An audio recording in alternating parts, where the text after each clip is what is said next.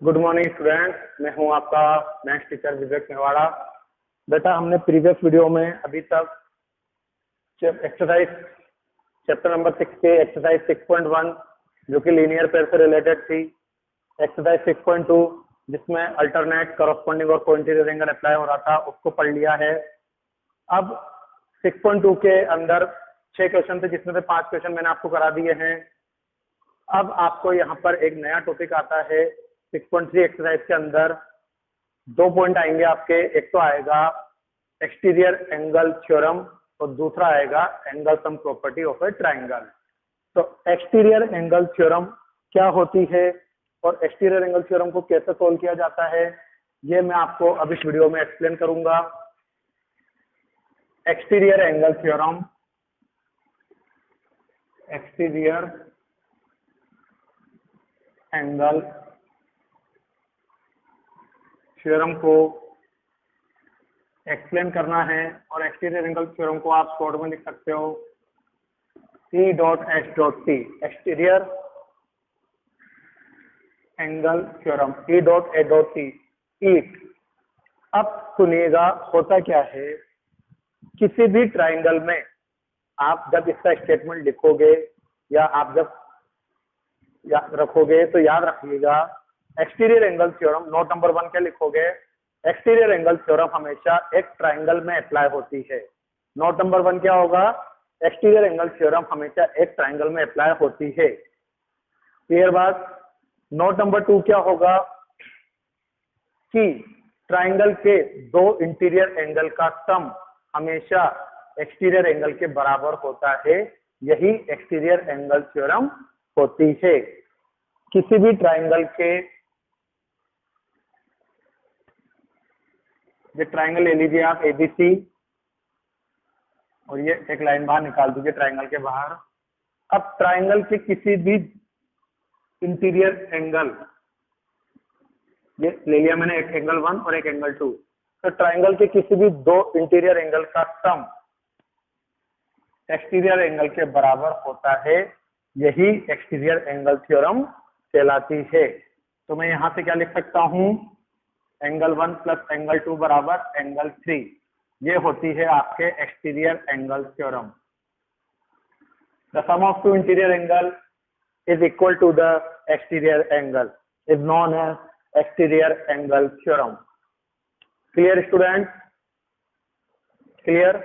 अब देखिए, ये स्टेटमेंट एंगल 1 प्लस 2 बराबर एंगल 3, ये स्टेटमेंट आया तो कैसे आया, अब उस चीज को देखिएगा आप कि मैंने जो ये स्टेटमेंट लिखा है अब ये कैसे प्रूव हुआ।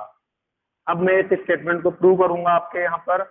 आपको अब कंस्ट्रक्शन में क्या लिखना पड़ेगा, ये तो आपका प्रूव हो गया। अब आपको ये चीज एक तरह से क्वेश्चन मान लीजिए कि क्वेश्चन में आ जाता है कि प्रूव करो एक्सटीरियर एंगल थ्योरम, तो ये आपका प्रूव हो गया कि दो इंटीरियर का सम एक्सटीरियर के बराबर होता है।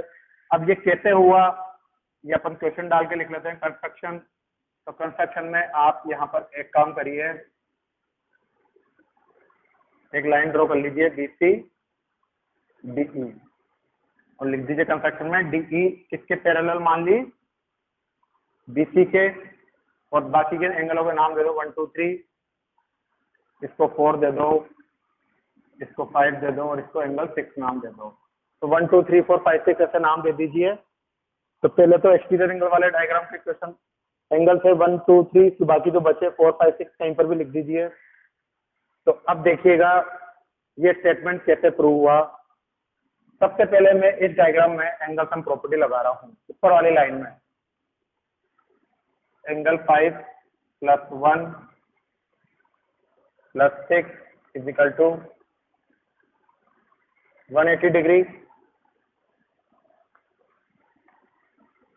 Angle sum property of a triangle. Clear है ना।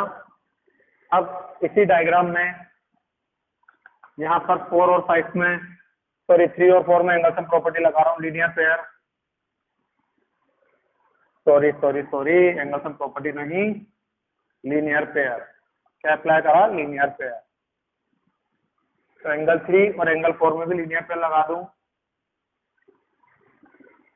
180 डिग्री लीनियर पेयर। अब थोड़ा सा आप इस डायग्राम में देखिएगा, आपको जो ये डायग्राम दिख रहा है, मैंने एक तो ई लाइन में लीनियर पे अप्लाई कर दिया और एक बार मैं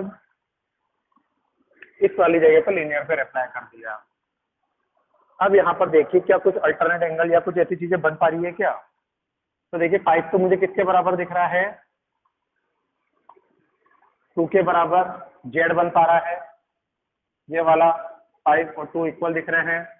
और ऐसे दूसरा जेड देखो 6 और 4 इक्वल दिख रहे हैं, ये वाला देखिए यहाँ पर 6 है, यहाँ पर 4 है, एंगल 6 एंगल 4, यहाँ पर एंगल 5 है और यहाँ पर एंगल 2 है। तो जेड बन पा रहा है ये वाला, 5 और 2 इक्वल हो गए, यहाँ पर जेड बनेगा 6 और 4 वाला।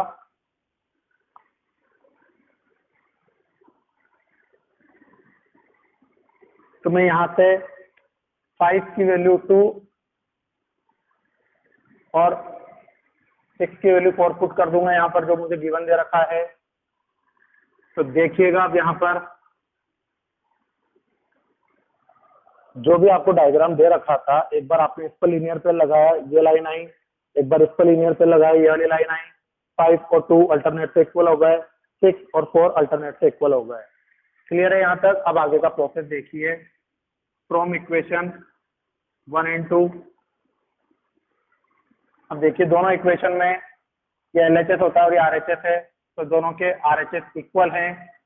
दोनों के RHS के इक्वल होने से LHS को मैं इक्वल बना दूंगा यहाँ पर, ये LHS इक्वल हो जाएगा 5 + 1 + 6 बराबर 3 + 4। अगर किसी दो इक्वेशन के ये LHS होता है, ये RHS होता है, तो इक्वल की तरफ देखिए दोनों के RHS इक्वल दिख रहे हैं, तो दोनों के LHS इक्वल हो जाएंगे। यहाँ से मैंने दोनों के LHS को इक्वल कर दिया है। और जो यहाँ पर गिवन से जो मैं यहाँ पर वैल्यू पुट कर पाऊंगा, देखिए 5 की जगह पर 2, तो 5 की जगह पर एंगल 2 रख दिया, कि 1 की जगह पर 1 है, और 6 की जगह पर क्या रखना है 4, ये भी पुट कर दिया, 3 की जगह 3, 4 की जगह 4। अब देखिए दोनों तरफ 4 से 4 कट गया, तो बचा हुआ कितना आ गया, एंगल 1 + 2 बराबर एंगल 3।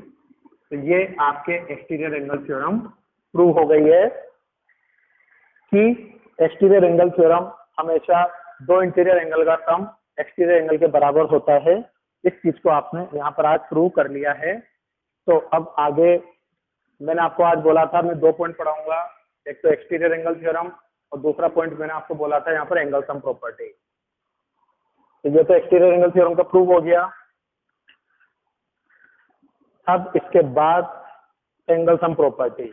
अब सब बच्चों को पता है कि ट्राइंगल के अंदर जो 3 एंगल होते हैं, अब सब बच्चों को ये बात तो नॉलेज में रहती है हमेशा कि ट्राइंगल के अंदर जो 3 एंगल होते हैं उन तीनों का सम हमेशा 180 डिग्री होता है, 1, 2 और ये 3। अब ये बात बच्चों को पता है कि एंगल सम प्रॉपर्टी क्या होती है, the sum of interior angles of a triangle is 180 degree. तो ट्राइंगल के अंदर जो तीनों एंगल होते हैं उन तीनों का सम 180 डिग्री होता है, और ये वाला आप किससे बोलते हो इसको, angle sum property of a triangle, angle sum property of a triangle. अब मेरा क्वेश्चन आपसे ये है कि बताइए कि ये तीनों एंगलों का सम 180 होता है तो कैसे होता है, तीनों एंगलों का सम 180 आया तो कैसे आया। अब इस चीज को आपको मुझे बताना है कि ट्राइंगल के तीनों एंगलों का सम 180 डिग्री क्यों होता है। तो कहने का मतलब ये आपका प्रूफ बन गया कि ट्राइंगल के तीनों एंगलों का सम 180 डिग्री क्यों होता है। तो जब कभी भी आप किसी चीज को थ्योरम को प्रूव करते हो तो उसमें कंस्ट्रक्शन कंपलसरी हो जाता है। कंस्ट्रक्शन कर दीजिए, वही DE दे दीजिए और क्या दे दीजिए, DE पैरेलल BC 1, 2, 3, इसको नाम दे दीजिए एंगल 4, इसको नाम दे दीजिए एंगल 5। तो देखिए यहाँ पर जेड पन 12 है क्या, अब मैं गिवन में से क्या निकाल सकता हूँ, जब दो लाइन पैरेलल गिवन होती है तो अल्टरनेट, तो एंगल 4 और एंगल 2 जेड बना रहे हैं, एंगल 4 और एंगल 2 जेड बना रहे हैं। इसी तरह से 5 और 3 भी अल्टरनेट एंगल बना रहे हैं, एंगल 5 और एंगल 3 भी जेड बना रहे हैं, और ये क्या हुआ, alternate interior angle. Clear, alternate interior angle. अब मैं इस ऊपर वाली लाइन पर लीनियर पेयर अप्लाई कर देता हूँ। 4 + 1 + 5 = 180 डिग्री। ये हो गया आपका लीनियर पेयर। 4 + 1 + 5 लीनियर पेयर हो गया। और जो मैंने यहाँ पर गिवन में देखा कि 4 किसके बराबर है, 2 के बराबर, और 5 किसके बराबर है, 3 के बराबर। तो 4 की जगह पर 2 रख दिया, 1 की जगह 1, और 5 की जगह क्या रख दिया, 3 गिवन में से। तो ये मेरी एंगल सम प्रॉपर्टी प्रूव हो गई। ये देखिए ट्रायंगल के तीनों एंगलों का सम 180 डिग्री होता है। ट्रायंगल अंदर जितने भी एंगल होते हैं, ट्रायंगल के अंदर 3 एंगल है, एंगल 1, एंगल 2 और एंगल 3। तो उन तीनों का सम 180 डिग्री कैसे होता है, ये आज आपने पढ़ लिया है। तो आगे से ध्यान दीजिएगा कि एंगल सम प्रॉपर्टी कैसे होती है सोल्व। तो अब जो हम क्वेश्चन करेंगे वो एक्सटीरियर एंगल थ्योरम से होंगे और एंगल सम प्रॉपर्टी से रिलेटेड होंगे। तो 6.1 में लीनियर पेयर पढ़ा था बेटा आपने। 6.2 के अंदर अल्टरनेट, कॉरस्पॉन्डिंग और कोइंटीजर पढ़ा था आपने। अब 6.3 जो आपकी स्टार्ट हो चुकी है, उसके 2 पॉइंट्स हैं, अल्टरनेट, सॉरी, एक तो एंगल सम प्रॉपर्टी और एक एक्सटीरियर एंगल थ्योरम। तो इससे रिलेटेड क्वेश्चन हम नेक्स्ट वीडियो में करेंगे। आज के लिए इतना ही। Okay, good bye students, have a nice day, bye bye.